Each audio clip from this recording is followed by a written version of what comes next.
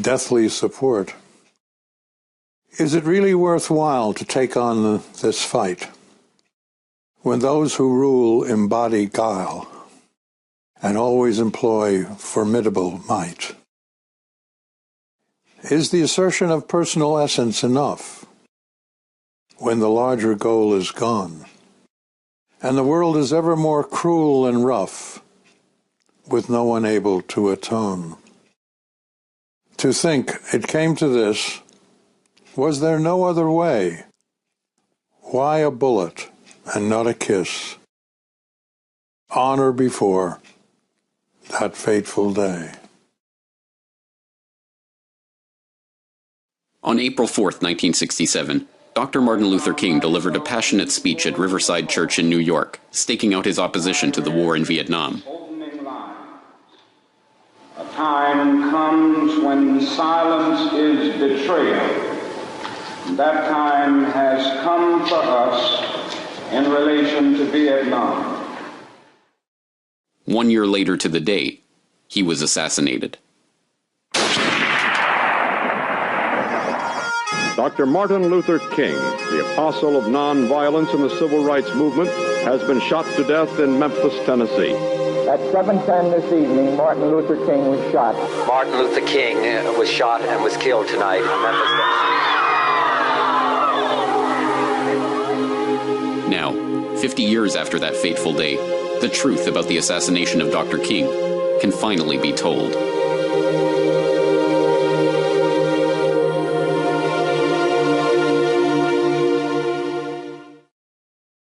Dr. Martin Luther King Jr., a pastor of Dexter Avenue Baptist Church, rose to national attention in 1955 by leading a boycott of the racial segregation on the public transit system in Montgomery, Alabama. Seeing the boycott through to a victory in the Supreme Court, where segregated buses were ruled unconstitutional, Dr. King, still just 28 years old, became in 1957 the leader of the Southern Christian Leadership Conference. Leading nonviolent protests in Birmingham in 1963, King was arrested and penned his letter from Birmingham jail, outlining his strategy of nonviolent opposition to racism and cementing his place as the leader of the national civil rights movement. But by 1967, that movement was fracturing. Many activists were becoming restless and were enticed away from King's nonviolent strategy by fiery speakers like Malcolm X, who were advocating violent revolution.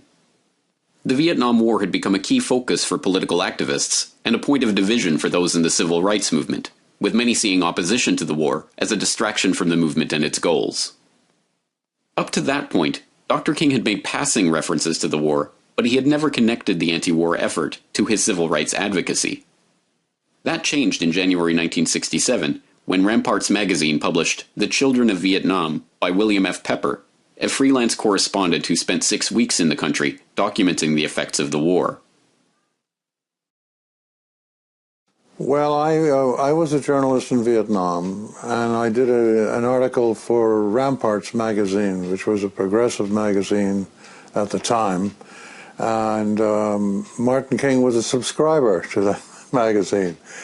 And when I came back from Vietnam, I did an article called The Children of Vietnam, which described the war crimes that America was committing in that country, and the horrific loss of life, and particularly the effect on the children. So Martin was on his way to the Caribbean on a holiday, and he was stopped at he was at the Atlanta airport from where he was flying, and he started going through his mail, and there was Ramparts for January of '67. And he read the article. He didn't read the article, but he opened it. And he started to look at the photographs which I had taken. I kept all the photographs to myself when I was in the country, and I also did not do anything with recordings I made. So he looked at the photographs of the wounded and named and dead civilians, particularly children. And Bernard Lee, his bodyguard, had gone up to get something to eat and came back with some food, and he put it on the table, and Martin just pushed it away and said, I don't think I'm ever going to enjoy a meal again until we end this wretched war. And that was his introduction to my work, anyway. Then when he came back from his trip in the Caribbean, he asked to meet with me, and we met. And during the last year of his life, we were quite close, and we strategized a lot about how to change things in America. And that was the birth of the idea that he had had about a Poor People's March in Washington. So I came close to him during that last year. I spoke on April 15th to a large rally in front of the UN and suggested to that crowd that there be a third party of Martin Luther King, and led by Martin Luther King and Benjamin Spock. And the crowd obviously rose in acceptance, and when Martin came up to speak, he indicated that if he did such a thing, it would really only be for the purpose of highlighting the horror of the war and ending it. And he delivered a speech at Riverside Church on April 4, 1967, a year to the date before he was assassinated. And there was a powerful anti-war speech that he delivered. So he was very much in the fold then, and I met him for the first time in I guess it was like January or February when we met at Brown University, where he delivered a speech, and I was to meet him there, and we were to go together to Harvard, where we opened Vietnam Summer. And I showed him in that trip all of the files that I had readily available, and he wept. He openly wept. He was a man of great compassion and feeling, and he knew that he had to do something about this war. I come to this magnificent house of worship tonight because my conscience leaves me no other choice. I join you in this meeting because I am in deepest agreement with the aims and work of the organization which has brought us together, clergy and laymen concerned about Vietnam. The recent statements of your executive committee are the sentiments of my own heart, and I found myself in full accord when I read its opening lines. A time comes when silence is betrayal. That time has come for us in relation to Vietnam. Over the past 2 years, as I have moved to break the betrayal of my own silences and to speak from the burnings of my own heart, as I have called for radical departures from the destruction of Vietnam, many persons have questioned me about the wisdom of my path. At the heart of their concerns, this query has often loomed large and loud. Why are you speaking about the war, Dr. King? Why are you joining the voices of dissent? Peace and civil rights don't mix, they say. Aren't you hurting the cause of your people, they ask. And when I hear them, though I often understand the source of their concern, I am nevertheless greatly saddened, for such questions mean that the inquirers have not really known me, my commitment or my calling. A true revolution of values will lay hand on the world order and say of war, this way of settling differences is not just. This business of burning human beings with napalm, filling our nation's homes with orphans and widows, of injecting poisonous drugs of hate into the veins of people's sending men home from dark and bloody battlefields, physically handicapped and psychologically deranged, cannot be reconciled with wisdom, justice, and love. A nation that continues year after year to spend more money on military defense than on programs of social uplift is approaching spiritual death.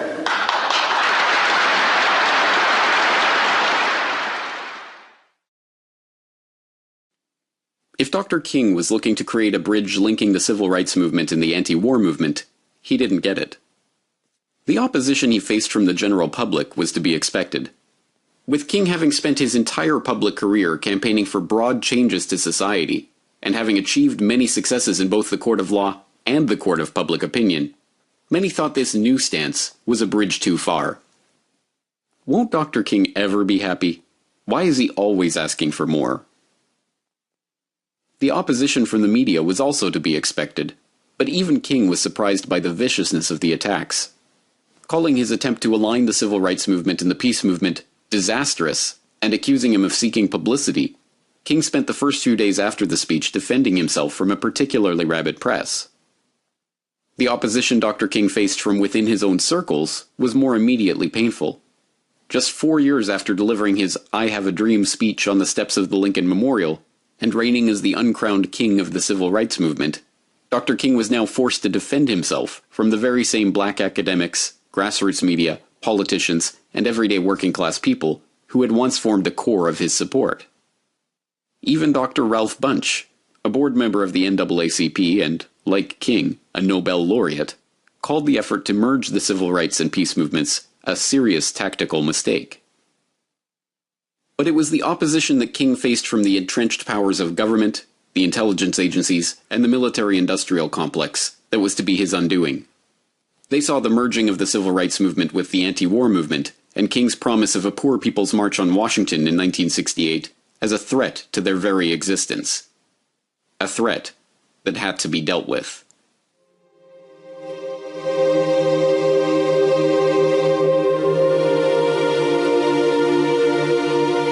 This is the story of the assassination of Dr. King as it has come to be known by the public.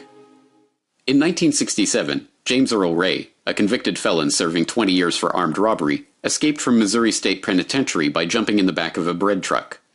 Somehow evading the police dragnet that was on his trail, Ray lived on the run, first traveling throughout the US, then into Canada, then into Mexico, where he tried to establish himself as a pornographer under the alias Eric Stavro Galt. Fueled by his hatred of black people in general, and Martin Luther King in particular, Ray hatched a cold, calculating plot to assassinate the civil rights icon. After some quick facial reconstruction surgery that the escaped felon somehow managed to procure with funds of unknown origin, Ray headed for Alabama, where he stalked King. Learning that King would be going to Memphis on April 1st, 1968, Ray followed along, checking into a rooming house right across from the Lorraine Hotel where Dr. King was staying.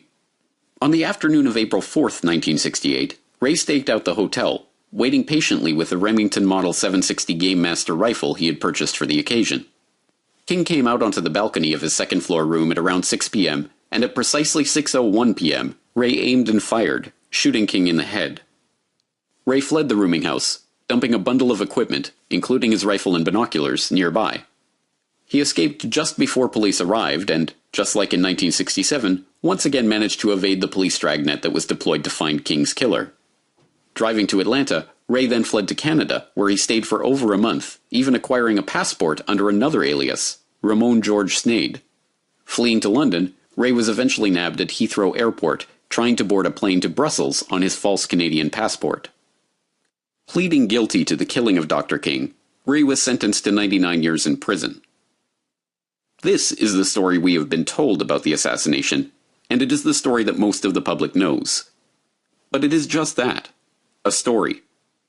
Most do not know that Ray never actually confessed to the killing, or that the decades-long legal struggle to prove his innocence led to a 1999 civil trial where a jury determined that Ray did not, in fact, fire a shot that day, and that instead, Dr. King was assassinated as part of a criminal conspiracy. So who was involved in this conspiracy? If James Earl Ray was not the killer of Martin Luther King, who was?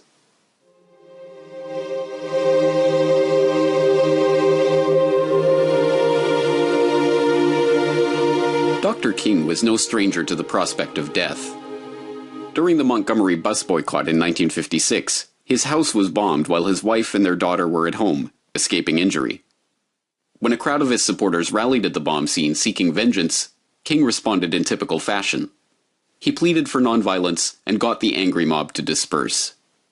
From that point on, the threats to Dr. King's life were so frequent that they became merely a part of his everyday existence.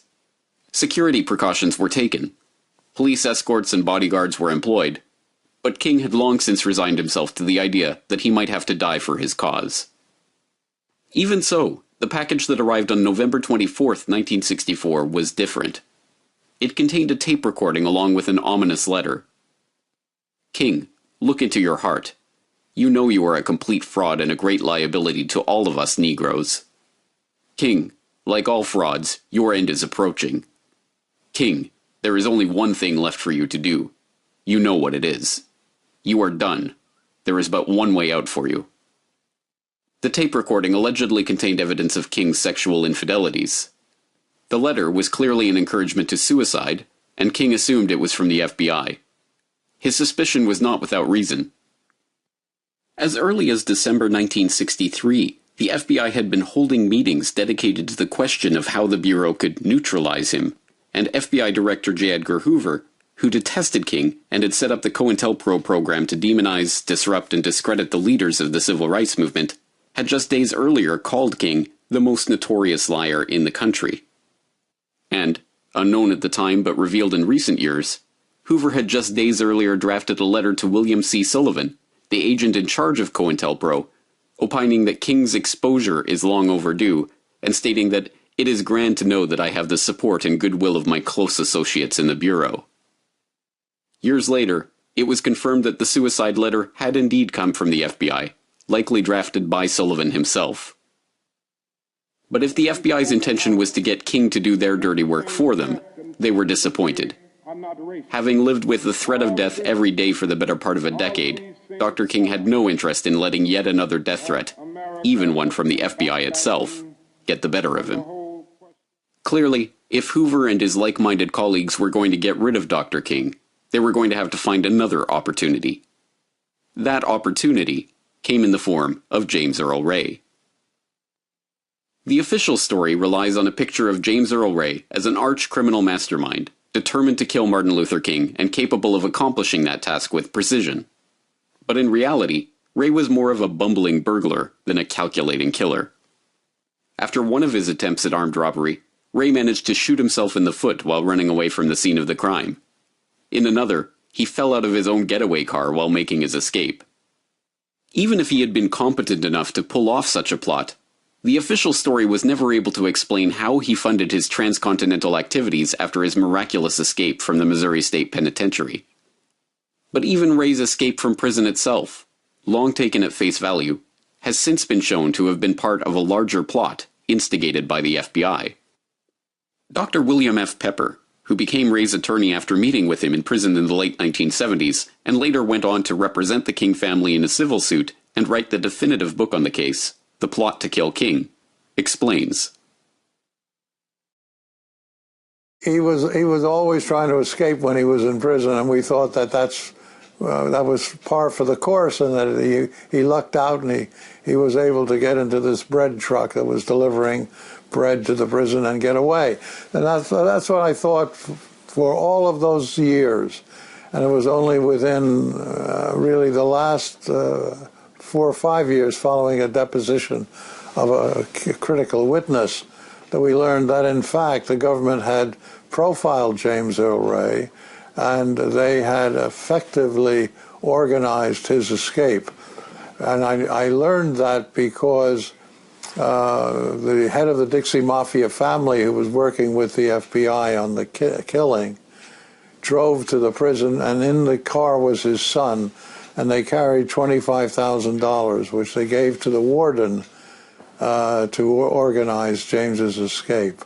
And the son was my witness for that, and that mission with his father.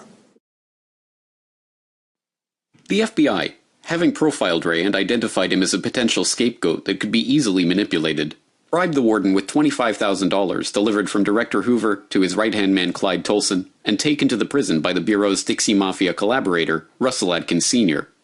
From there, it was a question of directing Ray now an escaped convict, in a way that he could be framed for their ultimate strike against King. Enter Raul Coelho, a gunrunner and drug smuggler who Ray met in a saloon in Montreal when he escaped to Canada after his prison break. Raul had a proposition for Ray. If Ray would follow Raul's instructions and help him with some criminal activities, Raul would provide Ray with the travel documents that he was seeking to allow him to reach Africa, where he believed he would be safe. According to Ray, it was Raul who gave him the money he needed during this time, including the $2,000 for the white Ford Mustang, a purchase that subsequent investigations into Ray's movements could never explain. When you met Raul, you didn't know any other name for him. That's the name that he said was his, and that's all you ever knew. Yeah, I guess no. Mm-hmm. And you met him where? Canada. Up in Canada. Yeah. And you just met in a saloon, or? It was a saloon in a waterfront area of Montreal. Mm-hmm. You never became good friends then? No, I wasn't good friend. Mm-hmm. Just business. Mm-hmm. It was Raul who directed Ray's movements in the months leading up to the assassination. And it was during this time that Ray was supplied with the aliases he used during his movements, including Eric S. Galt. As it turns out, Eric S. Galt was not a fictional name, but the name of a real man living in Scarborough, Ontario. A man who, incredibly, not only bore some resemblance to Ray, but also had top security clearance with the American intelligence establishment. Well, as a part of his movement around, he went. Of course, he went into Canada. He was given the Galt identity. He was given it by a man he would never reveal, but he was clearly a government agent. James, in fact, was given the identity of Eric S. Galt because Eric S. Galt worked in an arms factory in Canada, and he had security clearance from the United States government, and he had a physical resemblance to James, which was interesting. Not dead on, but definitely a physical resemblance to James. So it was a very good identity for James to have. If James ever was picked up for anything, with the Galt identification, they would run it, and they would immediately let him go and be instructed to let him go. So they had that well thought out. James was given that identity for that purpose. With his alias in place, Ray traveled unimpeded from Canada back into the U.S., to Mexico, and back to the U.S., a series of movements that would be inexplicable for an escaped convict with no stable source of income.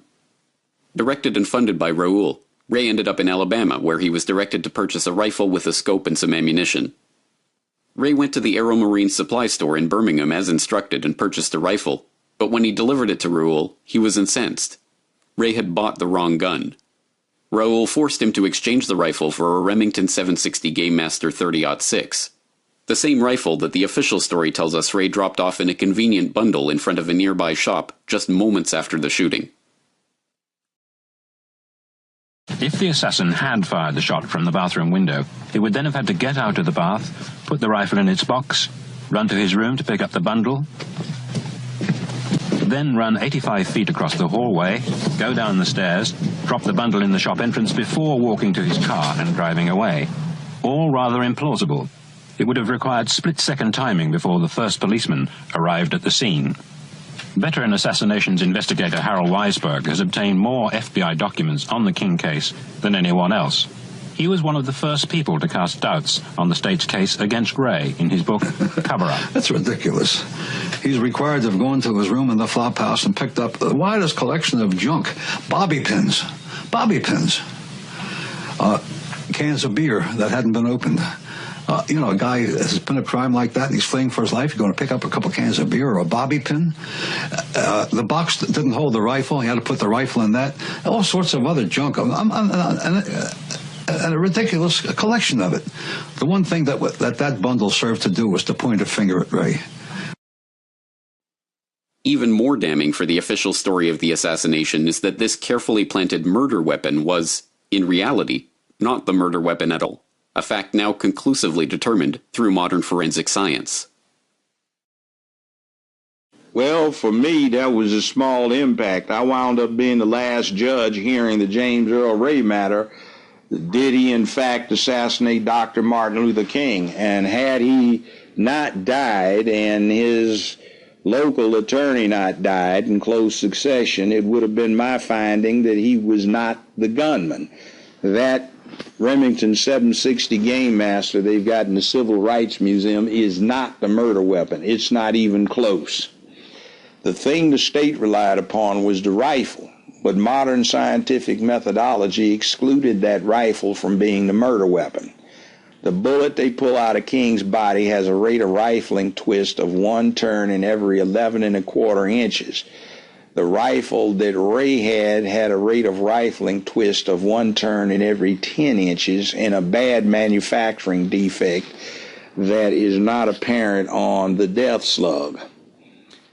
He was shot with an XM21. It's a 7.62 by 51 millimeter NATO caliber weapon with a special stainless steel barrel, 3-9 telescopic sight modified by a company known as Leatherwood. It was a Redfield sight, and they used special subsonic ammunition with a suppressor on the end to reduce the velocity of the bullet to below supersonic to confuse the sound signature. So if Ray's rifle was not the murder weapon, and if Ray was, as he maintained for decades, blocks away from the scene at the time of the shooting getting the spare tire on the Mustang replaced, then who did fire the shot? After decades of investigation, Dr. Pepper has uncovered the man he believes pulled the trigger that day. MLK was shot by a man called Frank Strouser. He was the best shot on the Memphis Police Department.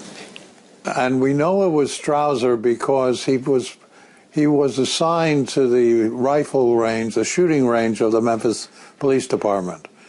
And a man who was a janitor in that police department saw a rifle being brought in, and he was actually even shown the rifle as the special rifles, they called it.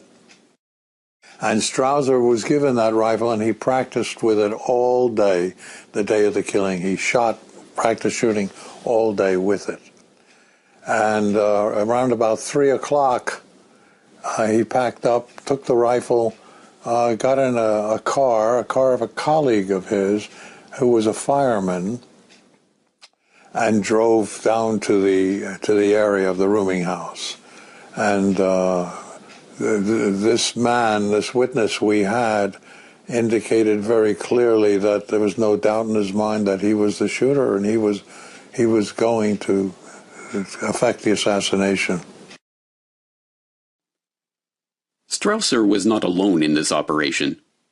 The scene in Memphis that day had been carefully prepared, and the area of the Lorraine Motel was teeming with deep state operatives. As Dr. Pepper's decades-long investigation has exhaustively documented, there was a police surveillance detail keeping watch on the scene from the fire station across the street, a military intelligence unit on top of the fire station photographing the event, and even taking pictures of the real shooter lowering his rifle immediately after the shot, and a Special Forces backup sniper unit called Alpha 184, which was connected to the 902nd Military Intelligence Group. Meanwhile, the police security detail which had been assigned to King on his previous visits to the city were withdrawn without explanation the day before the assassination. Another mysterious actor in the day's events is the unidentified man claiming to be with Dr. King's party, who had called the Lorraine Motel the day before and requested that his room be changed from the more secure courtyard room to an unsecure balcony room overlooking the swimming pool, in full sight of the fire station and rooming house. Even the iconic photograph of King's bloodied body on the balcony reveals yet another deep state operative, Merrill McCullough, supposedly part of the local Black Power movement, but in fact an undercover cop and military intelligence agent working as a provocateur, cradling the slain civil rights leader in his arms. But these were not the only traps that had been set for Dr. King that fateful day. Remarkably, as Dr. Pepper's investigation has also uncovered, there is evidence to suggest that it was not the assassin's bullet that actually killed Martin Luther King. The shot did not kill him. We all believed that Martin King was killed by that shot by Strasser. He was still alive when he was taken to the hospital. He was being worked on in the emergency room of the hospital. And I think the emergency staff were trying to do their best to keep him alive. And he was still breathing and alive. When the head of neurosurgery of the hospital, Dr. Breen Bland, came in to the emergency room with 2 other men in suits. And he said to the people in the emergency room, "Stop working on that nigger and let him die." And then he said, after a pause, "Now get out of here, all of you. Leave this room. Get out." And he emptied the room. And as he was emptying the room, a surgical nurse was the last one out. And she heard them do this, like picking up water in their mouths. And that caught her attention, and she turned and she saw them spit on the body of Dr. King, the 3 men. Then she saw Bland, Dr. Bland, take a pillow and put it over his face and suffocate him. And that's how Martin King was killed.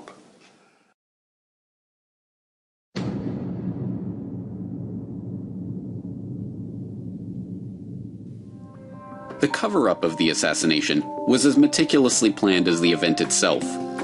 The scene of the crime was immediately cordoned off, and the convenient bundle of incriminating evidence was found in the nearby shop doorway.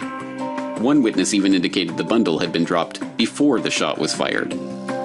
We now know that the crime scene itself was being tampered with even as the sun was setting on Memphis that evening, and key witnesses with inconvenient testimony were being ignored. I started pointing to the rooming house. That's the only place that it looked like it could have come from. Not that you heard the shot from there? No, I didn't know where the shot came from. Now, it could have also come from the bushes. But strangely, the next morning, the bushes were all cut down. Somebody gave an order in the middle of the night to go out and cut down that underbrush, so that when the sun came up on the 5th of April, the bushes were no longer there. To Young, it smacks of cover-up. But the Memphis police say they cut the brush away to help, not hurt the investigation. Still, the motel area was not properly sealed off to protect evidence. And at least some key witnesses were never interviewed. Then I see this figure directly at eye length coming out of a crouched position in this bushes. When you look directly across from my doorway, you were looking at thicket. Dr. King's driver, Solomon Jones, later told Caldwell and another reporter he too saw someone in the bushes. He said he saw this figure from the bushes, but he actually saw even the puff of smoke from the shot being fired from there. I quoted him in my story that was in the New York Times the next day. The 2 reporters interviewed others who also said they saw something. How many people saw somebody in the bushes? At least a half a dozen. And some of them say they saw a rifle? Yes. And do you believe that's where the shot came from? Absolutely. Soon, police had followed the cookie crumb trail from Ray's rifle to his various aliases, to his fake passport, and, eventually, to London's Heathrow Airport, where he was caught trying to board a plane to Brussels. The history books, to the extent they cover this at all, now merely note that Ray pled guilty to the killing and considered the case closed. But in reality, Ray's guilty plea was done under duress from a deeply conflicted attorney, and Ray himself maintained that he was not the killer for his entire life. 2 months later, after leaving a trail of false identities, small-time crook James Earl Ray was arrested at Heathrow Airport in London. He was brought back to the States and sentenced to 99 years after pleading guilty to King's murder. With a trial that lasted only 2.5 hours, suspicions were raised. Was the verdict rushed through to cover up a conspiracy? I don't give a continental damn whether there was a conspiracy. Well, Mr. Foreman, did you ever ask your client whether he was a part of a conspiracy, whether he'd been hired? No, I never asked him that, but I asked him enough other questions to convince me that he was not Did you ever feel that you could ever do more than save his life? Never at any time, and so told him from the day I came in. He didn't get convicted. He pled guilty. You have to understand, though the news media puts it out as he was the self-confessed killer of King, that's not true. All through the transcripts, the entirety of the record, he never confessed, and often he said, I never said I killed King. I didn't kill him. I'm pleading cause of Alford. That's A-L-F-O-R-D. It's a moderately old U.S. Supreme Court case, and it says, even if you are not actually guilty and you are pristinely innocent, you may plead guilty to the charge if you think that doing so is in your best interest under all of the circumstances as you know them to be, and you're doing so freely, voluntarily, understandingly, knowingly, advisedly, and intelligently. So Ray had gone through all of these. When Foreman came in the case, he was all for a trial, at least he pretended to be, and everything went okay up until sometime in February of 1969. We was going to trial up until then, and one time he came in with a paper, wanted me to sign it, saying that, you know, we'd enter a guilty plea. He gave me a list of reasons why we should enter a plea. He also said the newspaper had done convicting me by pretrial publicity. And so I told him I didn't think that was the grounds for entering a guilty plea, because I thought we could overcome some of this adverse publicity during the trial. His next gambit was that if I didn't enter a guilty plea, they might put my brother Jerry Ray in prison as a co-conspirator. And he also indicated that if I forced him at trial, he wouldn't put forth his best efforts. Are you actually stating that you never recommended to Mr. Ray that he plead guilty in the case? I have so stated. I state again. I never have recommended to any client. I did tell him the facts as I saw them. I told him I thought he would be convicted. I told him I thought he would be executed. And I had to tell him that because that was the truth. Foreman's assertion that he didn't coerce Ray into a guilty plea is belied by the letter he wrote to him on the eve of the trial. Foreman's fee was coming from a book contract. Ray asked for $500 so that his brother could hire a new lawyer. Foreman agreed, quote, contingent on the plea of guilty going through without any unseemly conduct on your part in court. So Mr. Foreman came to see me, and we discussed it, and I told him that I would, as in every case, where appropriate, accept a guilty plea on the basis of a 99-year sentence. I talked to the governor of Tennessee, the United States Attorney General, the Department of Justice. I did this as a matter of courtesy. They did not ever interfere with the way I conducted the prosecution of the case. It's only recently become apparent that there was a conflict of interest in the court's appointment of Hugh Stanton Sr. to assist Ray's lawyer, Percy Foreman, in Ray's defense. Stanton had also acted as lawyer for the state's chief witness against Ray, Charles Stevens. Did you ever consider that Hugh Stanton was in a conflict of interest because he had also represented Charlie Stevens? Was that ever considered? No, as a matter of fact, I believe you're right that Mr. Stanton did. Well, I believe Mr. Stevens finally got somebody else. I don't know, but no, we didn't consider it any. You're telling me something that if that's a fact, I had forgotten it. But whatever it was, nothing came up to bother us about it. Slow and incremental progress in uncovering the clues that would help to unravel the plot were collected through the diligent efforts of a number of researchers over the years, including Harold Weisberg and Philip Melanson, and, of course, William Pepper, who took up the case not only as a researcher, but as Ray's attorney. By the 1990s, Dr. Pepper, running out of legal avenues to prove the innocence of his client, arranged for an unscripted, televised mock trial providing James Earl Ray with the chance to defend himself that the penal system never afforded him. The trial, which featured real evidence, witnesses, a judge, and a counsel before an independent jury, for the first time presented to the public the many holes in the official story and the evidence pointing to a larger conspiracy. It ended with the independent jury acquitting Ray of King's murder. The well-publicized trial and acquittal of Ray opened the floodgates as new witnesses stepped forward with new pieces of information. One of those stepping forward was not just a witness, but an actual party to the conspiracy, Lloyd Jowers. As owner of Jim's Grill, located across Mulberry Street from the Lorraine Motel, Jowers claimed that he had been paid $100,000 by Frank Liberto, a member of the Dixie Mafia, to arrange the hit on King.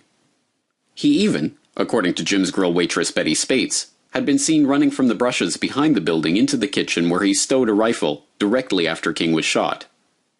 Jowers' admission, which he repeated on national television, formed the basis for the next battle in the legal odyssey of Dr. King's assassination. In 1998, the King family filed a wrongful death suit against Jowers. The trial stretched into 1999 and presented the testimony of over 70 witnesses and thousands of new pages of evidence that had never before been seen by the public. And then, remarkably, on December 8, 1999, a jury found Jowers guilty of a plot to kill Dr. King that, they found, involved a high-level conspiracy that included the federal government. Today, a jury of 12 men and women, after hearing proof for nearly a month, decided that there was a conspiracy to kill Martin Luther King that involved Lloyd Jowers, a local man, as well as other unknown co-conspirators associated with the Memphis Police Department, the state of Tennessee, and the government of the United States. That's what the jury actually held. That's what they actually ruled today. One might expect that this startling finding would bleed out of the 24-hour news cycle and into the pages of the history books. But one would be wrong. The government's reaction was perfectly predictable. Years later, it was shown that the FBI never even investigated Lloyd Jowers, the man who confessed to and was convicted of his role in the conspiracy to assassinate King. Even more galling, though, has been the steadfast refusal of the media to cover any aspect of Dr. Pepper's investigation, or to hold any governmental agents or entities' feet to the fire with regards to the assassination. The media has covered up all aspects of the truth about this case and this horrific killing of this great prophet. The mainstream media has been totally controlled by the owning corporate rulers, and it has never revealed this. When we had the trial, the media was present when Coretta King took the stand, or any member of the King family took the stand. Andy Young took the stand, testified. They were present for that, but then they were absent for the evidence. They walked out when it came time for the evidence under instructions. Court TV was supposed to cover the trial, and I said, this is the trial of the century. We definitely need to cover this trial. And they didn't at the last minute. They refused. And it's not only the killing of King or Kennedy or Malcolm or Robert Kennedy, and I'm also been involved in the Robert Kennedy assassination.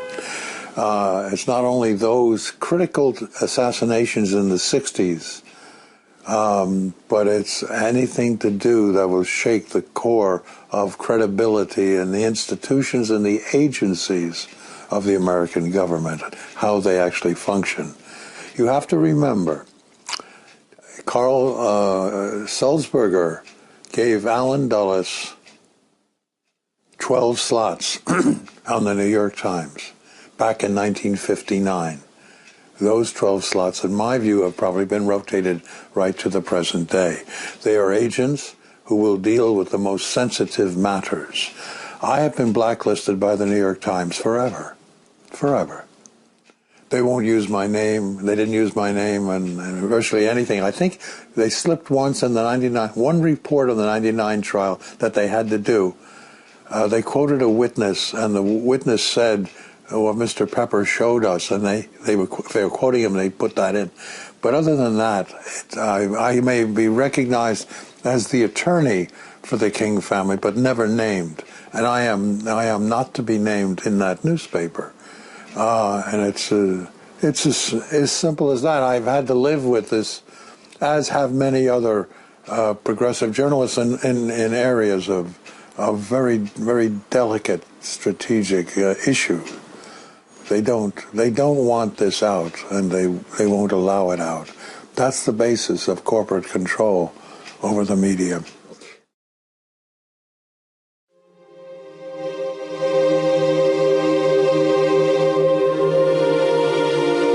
All we say to America it true to what you said on paper?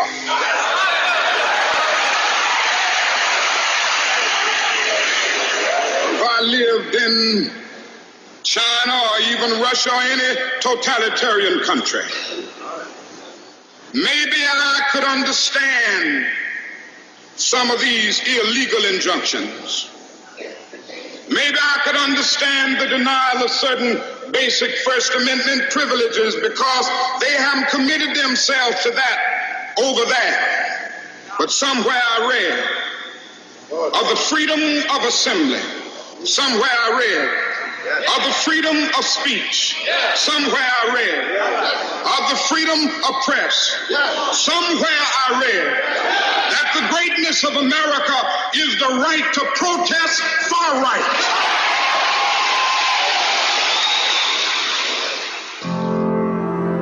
50 years. 50 years of investigation. 50 years of lies. 50 years of cover-up. Half a century later, key pieces of the MLK assassination puzzle have been lost to the sands of time. But the picture that has emerged through the tireless efforts of those who have dedicated their lives to the truth is unmistakable. James Earl Ray was not a lone nut acting on the spur of the moment. He was one cog in a much larger plot, one that involved the federal government, military intelligence, local mafia, and local officials. A plot that converged on one point: Memphis, April 4th, 1968. The details of that plot, including hundreds of pages of elaboration and hundreds more pages of depositions, testimony, and evidence, have been compiled by Dr. Pepper in The Plot to Kill King, The Truth Behind the Assassination of Martin Luther King Jr. But history is written by the winners, and the media, the textbooks, and the historians have largely ignored this investigation. The truth is there, in black and white. All we have to do is look. The final summation and afterward. When it happened, I was shocked. How naive were we then? Thoughts of conspiracy openly mocked. Again, the sword above the pen. Half a lifetime later, the truth appears, and darkness yields to light.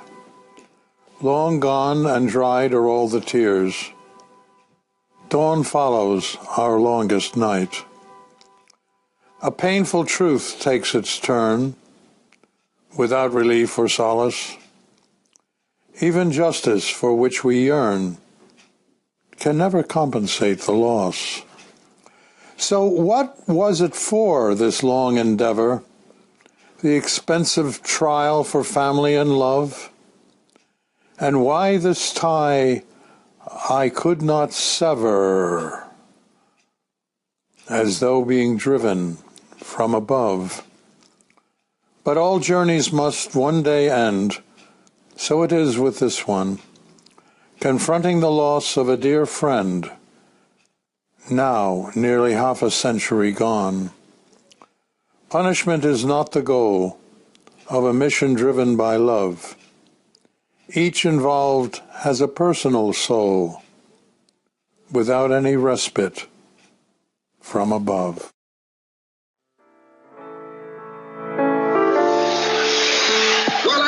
What will happen now? We've got some difficult days ahead.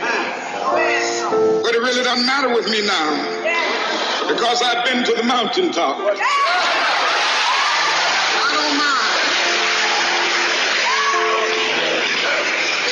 Like anybody, I would like to live a long life. Longevity has its place. But I'm not concerned about that now. I just want to do God's will. And He's allowed me to go up to the mountain. And I've looked over and I've seen the promised land. I may not get there with you, but I want you to know tonight that we as a people will get to the promised land.